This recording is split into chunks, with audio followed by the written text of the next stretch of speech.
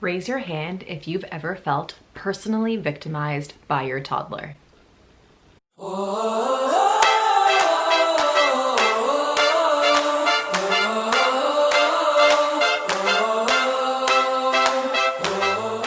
Hey guys, it's Marley from Kale and Krunches, and welcome back to my channel. So I have an 18-month-old daughter, 19 months, almost 20 months. How many months is she?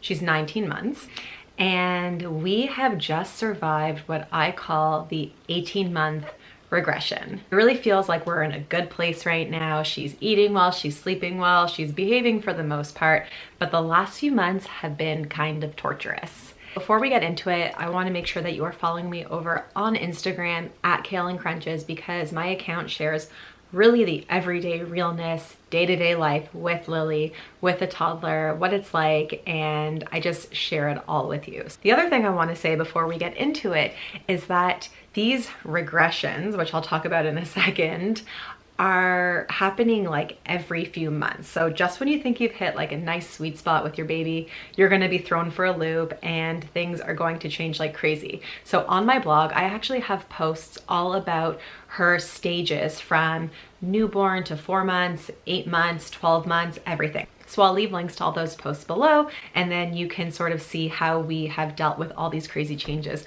over the last 19 months. I'm not an expert, I am just a mom. I'm only an expert in me as a parent and in my daughter, Lily. But what I do have is just that shared experience with you guys. So I know how you feel if you feel like you're failing as a mom, or you feel like you just can't keep your shit together because toddlers are crazy. And this is what I've learned about regressions. They're actually progressions if you think about it, because basically what's happening is your child is going through a big developmental stage. Maybe they're talking more, maybe they're learning to feed themselves, maybe they're just starting to walk. There's all these crazy developments going on, but it always affects their sleep and their eating and their behavior. So when you notice these big changes happening in your toddler, you'll also notice that they're probably not sleeping as well, they might not be eating as much, and they are probably in a mood.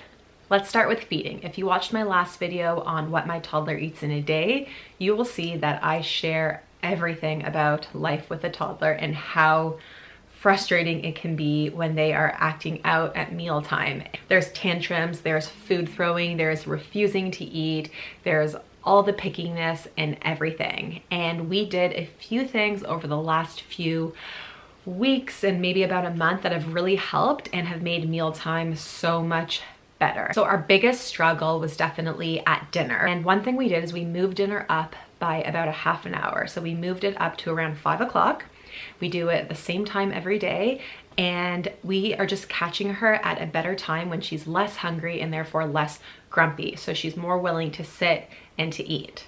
I also got this suggestion from this Instagram account I follow called Kids Eat in Color, that you want to give them less food on their plate so it's less overwhelming. So what that might look like is like one little piece of broccoli, a couple of slices of whatever protein you're giving them, and maybe a couple pieces of something else, versus filling their plate with so much food. Start with that, and then you let them ask for more if they're still hungry. Apparently it's like a psychological thing where they're less overwhelmed and more likely to eat, and that has definitely been working for us. And lastly, the thing that worked the most, the best, and it has been life-changing, is giving her a safe food.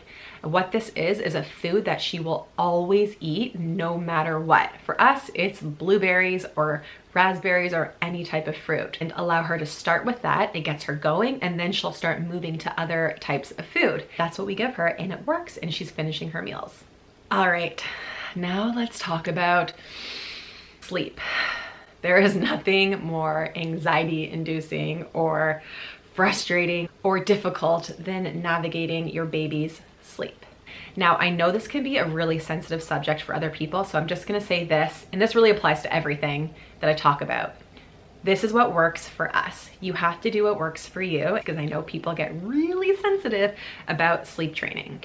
Basically, we've been having 5 a.m. wake ups and a ton of middle of the night wake ups. We set rules and we stuck to rules, and now Lily is sleeping until 7:30 or 8 a.m. The past few weeks, I'm sure I'm gonna jinx it and tomorrow she'll wake up at whatever time, but I don't even care. This is just the truth. She's been sleeping really well. We put her in bed at 6:30 p.m. every single night. We used to put her in bed at 7:30, 7 o'clock, and we thought like the more tired she is later on in the day, the more she'll sleep. But apparently it doesn't work that way. Apparently we were like just missing that period where she was getting overtired and then it was affecting her sleep. And we also set the rule that we didn't get her from the crib until 6:30 no matter what. The other thing we did is we moved nap time up earlier in the day to 12:30.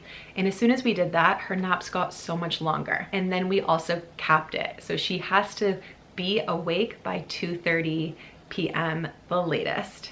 So there's a lot of numbers, a lot of rules. I'll just put it out here in a nice schedule for you. 6:30 a.m. out of the crib, 12:30, let's say p.m. nap, 2:30 she has to be awake, in bed, asleep by 6:30. That is the schedule that works for us. The first like month or so, she was still waking up at 5 a.m. She was still doing middle of the night wake ups, but eventually we just stayed consistent. We stuck it out. We listened to the experts who said, stick it out, be consistent. And now she's sleeping till 7:30 or 8 a.m., even though she's going to bed at 6:30. We've talked about feeding, we've talked about sleeping. Let's talk about toddler emotions. They are emotional people, and imagine having all these feelings and then not being able to get them out. It must be so frustrating. So there are 3 things that I do to sort of help me with toddler behavior. The first is we just try and validate her feelings. If she is like throwing a fit, stomping her feet, we say things like, I know that sucks. Oh, it's so frustrating that you have to go to bed. I literally and physically get on her level a lot. If she's like on the ground kicking and screaming, sometimes I'll get on the ground and kick and scream and flail my legs too. And then bend your knees, squat down. You can talk to them face to face and let them feel heard and that you're communicating with them on their level. The third thing that really helps is me and DC just try and find humor in it.